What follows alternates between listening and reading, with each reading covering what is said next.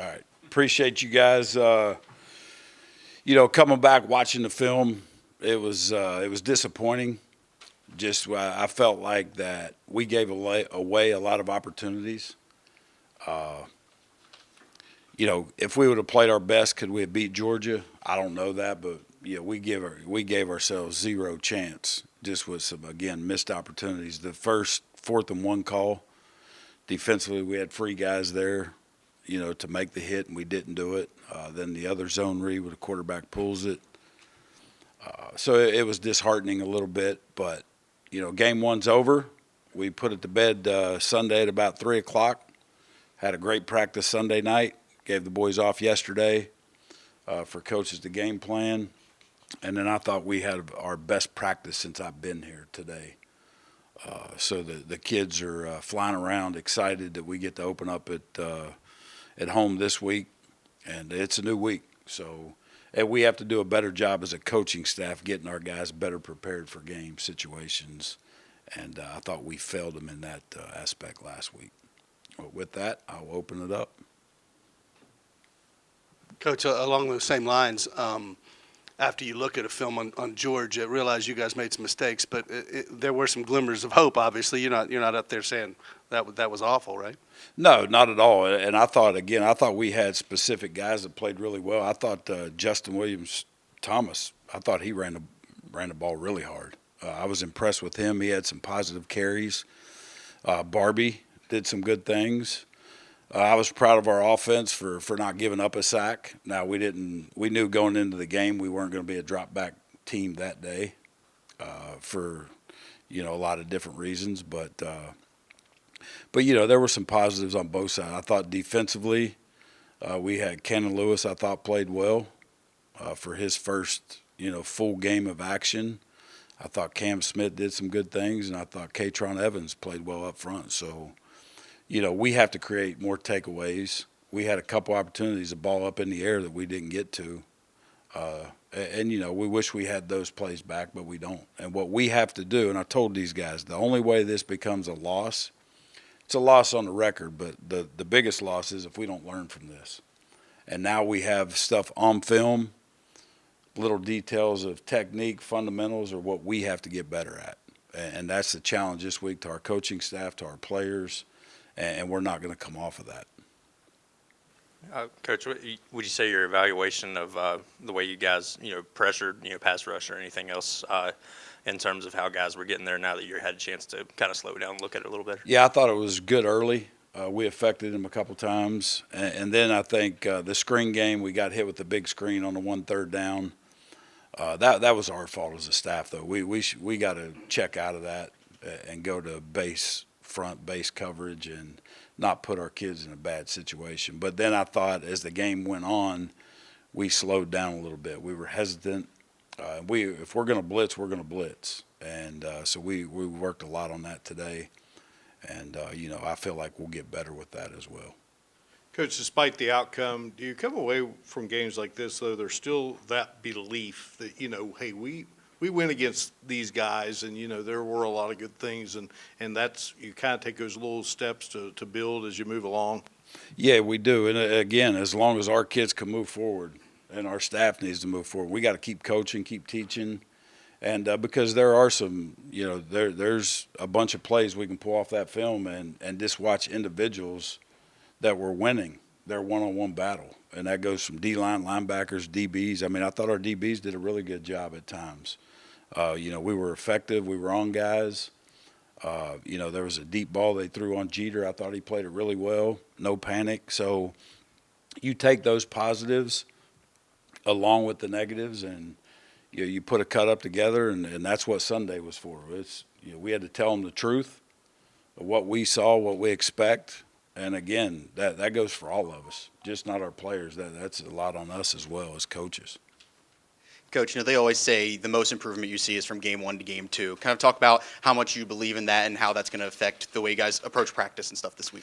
Yeah, I believe in that a lot, just for the fact, too, with the situation we're in with 72 new guys, not knowing when the bright lights come on, how are they going to react? How are they going to play? Is the moment too big for them? Those type things. So we found out a lot about that as well. And one guy I want to mention I didn't earlier is Totten. I mean, that was not his fault on the block punt. Again, that was a scheme issue on our part that we addressed and got fixed. But I thought Totten, averaged 45 yards a punt, and hell, his leg was probably about to fall off. We punted enough. So, but for him to be able to continue to do that all day long, I was really impressed with him.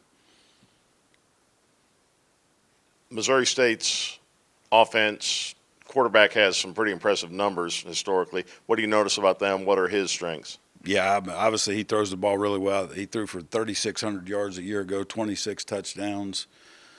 He's what makes him go. So, he can run to keep plays alive, but, his forte is not going to be zone read and quarterback counters and powers and all those things. He is a pocket guy that could throw it and throw it really, really well. And he's got some good targets. So they moved the ball effectively early on in the game against USC. They're a big screen team, so we're going to have to be, aware of where these backs, tight ends, all those things are. And this kid can hurt you, though. He can pick you apart. What's their defensive style then? What sort of things jump out to you there? They're big up front. I think they do a really good job. They like to play physical. The backers play downhill on some things. So, we're going to have our work cut out for us. We're going to have to move the line of scrimmage and, control it. But they have a good football team. They played in some big games a year ago. They were 8-4, and with some of the FCS powers, they hung right in there with them. So had some big wins on the road as well. So we need to make this place as miserable for them as we can on Saturday night. You mentioned their transition from FCS to FBS. Just, I guess, in your experience, the difference between the two levels of play, and if you've noticed anything, obviously they've only played one game at FBS, but any differences between the past and now? No, obviously, your roster, continues to get better when you make the transition. Guys want to play up at the highest level they can. But again, there's a lot of guys when you look through their roster that have played at this level that transferred in there, and they're very, very well coached. Petrino, that name, is offensive football. At every level, though, those guys have had success. So, they're going to put strain on us. They're going to do some things that's going to be a little different, and our kids are going to have to, be able to step up and make some plays for us. A lot of firsts, Tony, for your season, first season as the head coach, and it's going to be your first home game. How excited are you and your kids to get out here and play in front of the home crowd? Yeah, it's going to be exciting, obviously, to lead them out at home. A little more, fan friendly than what we got welcome to Saturday in Athens. Standing in the tunnel, they